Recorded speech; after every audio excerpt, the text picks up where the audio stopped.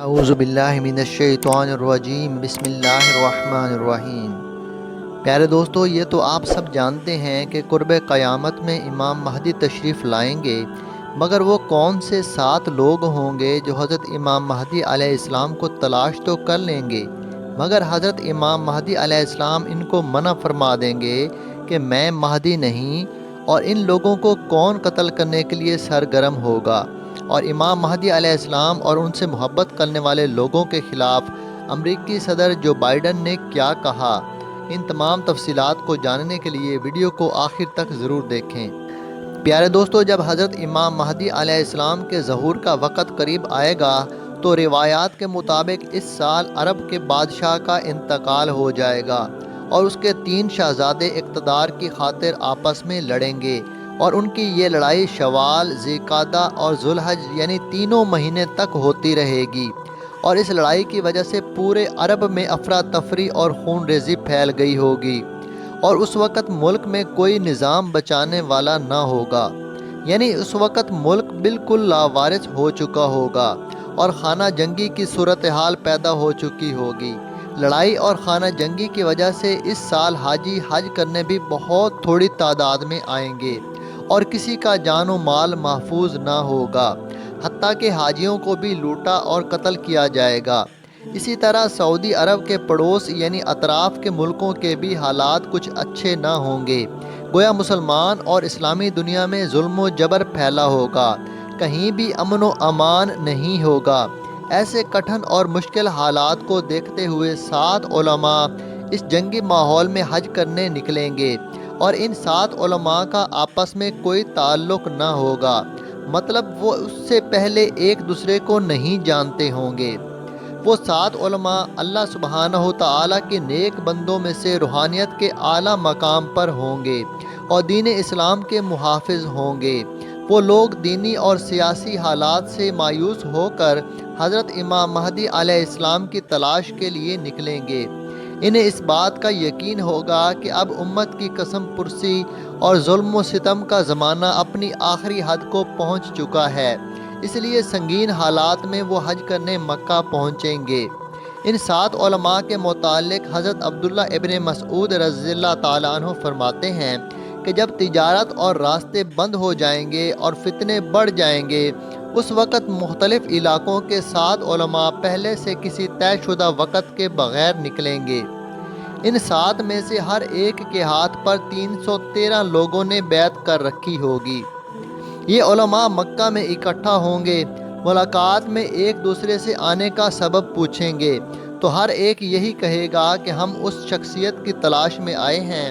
جن کے ذریعے فتنوں کا خاتمہ ہوگا اور ان کے ذریعے اللہ سبحانہ تعالیٰ دنیا کو فتح فرما دے گا۔ ان کا نام، ان کے والد اور والدہ کا نام، یہاں تک کہ ہمیں ان کا حلیہ بھی معلوم ہے۔ چنانچہ یہ 7 علماء آپس میں اس بات پر متفق ہو جائیں گے اور انہیں مکہ میں تلاش کریں گے، یہاں تک کہ انہیں ڈھونڈ کر کہیں گے کہ آپ فلاں ابن فلاں نہیں ہیں؟ وہ کہیں گے نہیں، میں تو فلاں انصاری ہوں۔ یہ کہہ کر وہ ان کے ہاتھوں سے نکل جائیں گے۔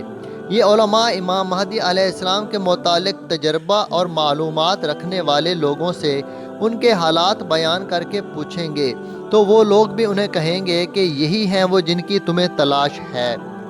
ادھر امام مہدی علیہ السلام مدینے پہنچ چکے ہوں گے، یہ علماء مدینے جا کر انہیں ڈھونڈیں گے تو وہ مکہ آ جائیں گے، تو یہ علماء بھی ان کے پیچھے مکہ آ جائیں گے اور ان سے پھر ملیں گے اور کہیں گے کہ آپ فلاں ابن فلاں ہیں،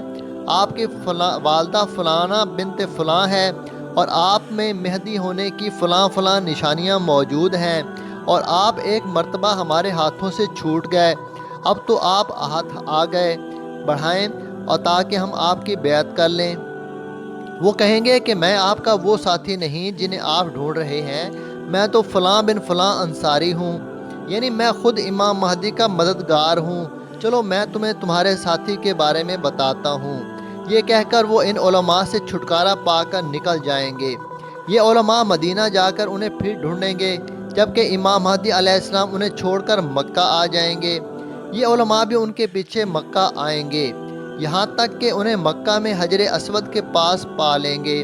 اور کہیں گے ہمارا گناہ آپ کے ذمہ ہوگا، ہمارا خون آپ کی گردن پر ہوگا اگر آپ نے بیعت کے لیے ہاتھ نہ بڑھایا، کیونکہ سفیانی کا لشکر ہمارے تلاش میں ہے، جن کا سربراہ اور سردار قبیلہ جرہم کا آدمی ہے۔ چنانچہ تب حضرت امام مہدی علیہ السلام حجر اسود اور مقام ابراہیم کے درمیان بیٹھ جائیں گے اور اپنا ہاتھ بیعت کے لیے آگے بڑھائیں گے۔ اللہ سبحانہ تعالیٰ آپ کی محبت لوگوں کے دلوں میں بھر دے گا۔ چنانچہ پھر آپ ایسی قوم کے ساتھ نکلیں گے جو دن میں شیر ہوں گے اور رات کو راہب یعنی عبادت گزار ہوں گے۔ پیارے دوستو، یہ 7 علماء کرام کون ہوں گے؟ قرآن و سنت میں جس علم دین کو علم اہل کا خاصہ بتایا گیا ہے، یہ علماء بھی اسی علم کے رکھنے والے ہوں گے اور باعمل ہوں گے، اور یہ علماء کرام علامات قیامت اور بالخصوص حضرت امام مہدی علیہ السلام کے متعلق روایتوں کا بھی علم رکھتے ہوں گے۔ تبھی یہ علماء نکلیں گے۔ اس لیے ان علماء کے پاس شریعت کے دوسرے علوم ہونے کے ساتھ ساتھ قیامت اور علامات قیامت پر بھی مکمل نظر ہوگی، اور جب امام مہدی علیہ السلام کے ظہور کی نشانیاں ظاہر ہوں گی، یعنی جب تجارت اور راستوں کی بندش کا معاملہ پیش آئے گا، تو یہ علماء حضرت امام مہدی علیہ السلام کی تلاش کے لیے متحرک ہو جائیں گے، کیونکہ ہم سب ہی یہ جانتے ہیں کہ علماء ہی انبیاء کے وارث ہیں، اور وہی سنگین حالات اور فتنوں کے اس دور میں امت کے راہبر ہیں۔ آخری زمانے میں امت کو فتنوں سے بچانے اور حق و باطل کو پہچاننے کی ضرورت ہوگی، تاکہ لوگ دجال اور اس کے فتنوں سے دور رہیں اور انہیں ان فتنوں کے دور میں حضرت امام مہدی علیہ السلام کی بھی پہچان ہو سکے۔ کہیں ایسا نہ ہو کہ امت مسلمہ ظہور امام مہدی علیہ السلام کے بعد بھی میڈیا اور دجالی فتنوں کا شکار ہو کر مخالف صف میں کھڑی ہو جائے۔ اور جس طرح آج ہم پاکستان میں بھی دیکھ رہے ہیں کہ امام مہدی ہونے کے جھوٹے دعوے دار میڈیا اور سوشل میڈیا پر نظر آنا شروع ہو گئے ہیں، کہیں ایسا نہ ہو کہ میڈیا پروپیگنڈا کے ذریعے دجال کو ہی اپنا نجات دہندہ سمجھ کر اپنا ایمان کھو بیٹھیں۔ چنانچہ یہ 7 علماء حضرت امام مہدی علیہ السلام کے بارے میں نہ صرف علمی بصیرت کے حامل ہوں گے، بلکہ عملی طور پر بھی اس کے لیے اقدامات کرنے والے ہوں گے۔ علماء کے ہاتھ پر 313 مجاہدین اسلام نے بیعت کر رکھی ہوگی، یعنی اس کا مطلب یہ ہے کہ یہ علماء اور ان کے 313 بیعت کرنے والے سب مجاہدین ہوں گے، اور یہی لوگ آگے حضرت امام مہدی علیہ السلام کی فوج میں شامل ہوں گے۔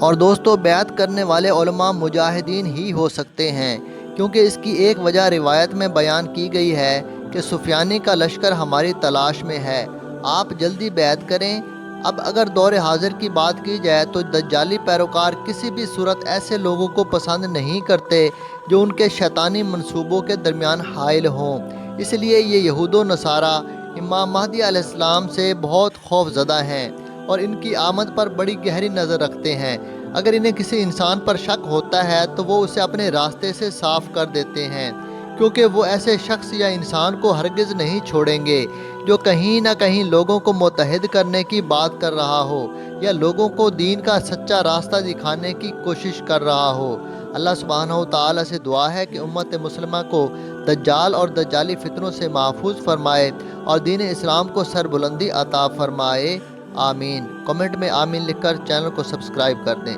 شکریہ۔